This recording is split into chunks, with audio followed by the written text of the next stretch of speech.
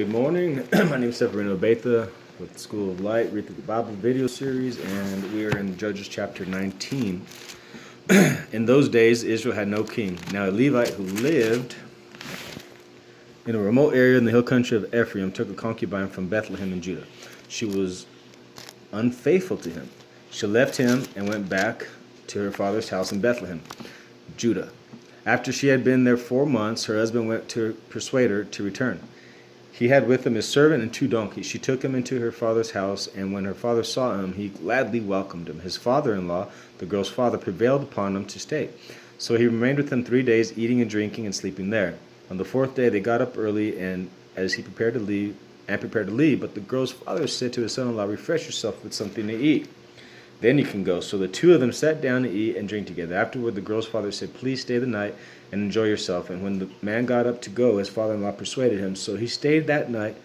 On the morning of the 5th day, when he rose to go, the girl's father said, "Refresh yourself, wait till afternoon."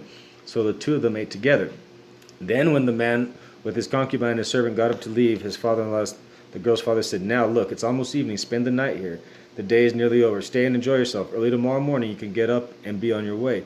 But unwilling to stay another night, the man left and went toward Jebus, which is Jerusalem, with his 2 saddled donkeys and his concubine. When they were near Jebus and the day was almost gone, the servant said to his master, "Come, let's stop at the city of the Jebusites and spend the night." His master replied, "No, we won't go into an alien city whose people are not Israelites. We will go on to Gibeah." He added, "Come, let's try to reach Gibeah and Ramah and spend the night in one of those places." So they went on, and the sun set as they neared Gibeah and Benjamin. There they stopped to spend the night. They went and sat in the city square, but no one took them into his home for the night. That evening, an old man from the hill country of Ephraim, who was living in Gibeah, came in from his work in the fields. When he looked, he saw the traveler in the square. The old man asked, "Where are you going? Where did you come from?" He answered, "We are on our way to Bethlehem, from Bethlehem in Judah to a remote area in the hill country of Ephraim, where I live. I have been to Bethlehem in Judah, and now I'm going to the house of the Lord. No one has taken me into his house. We have both straw and fodder for our donkeys and bread and wine for ourselves, your servant, me, your maidservant, and the young man with us. We don't need anything." "You're welcome in my house," the old man said. "Let me supply whatever you need. Only don't spend the night in the square." So he took him into his house and fed his donkeys. After that, they washed their feet. They had something to eat and drink.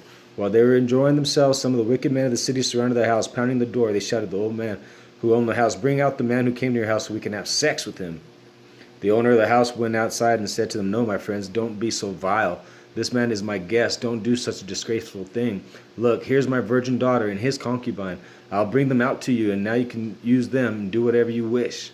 But to this man, do not do such a disgraceful thing." But the man would not listen to him. So the man took his concubine and sent her outside to them. And they raped her and abused her throughout the night. And at dawn they let her go. At daybreak the woman went back to the house where her master was staying, fell down at the door, and lay there till daylight. When her master got up in the morning, opened the door of the house, and stepped out to continue on his way, there lay his concubine, fallen in the doorway of the house, with her hands on the threshold. He said to her, "Get up, let's go." But there was no answer. Then the man put her on his donkey and set out for home. When he reached home, he took a knife and cut up his concubine limb by limb into 12 parts and sent her into all areas of Israel. Everyone who saw it said, "Such a thing has never been done or since the day of Israelites came out of Egypt." Think about it. Consider it. Tell us what to do. All right, so I'm reading this, and I got some,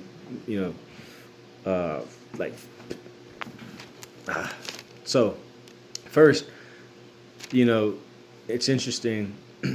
He went in to get the concubine. They kept on delaying him. I was thinking, if they didn't delay him, if he wasn't going to let himself be delayed and would have went the first day, that group of men probably wouldn't have been in that particular situation, and he probably wouldn't have been in the situation. But the father-in-law, for 5-6 days, so that's one thing that kind of frustrated me. The other thing is, whenever they come to this house, instead of like fighting the guys, killing them or whatever, they say, "Hey, let's put these women out there to face these horny ass men that are going to just use a body." And they said, he gives them, how did you say it?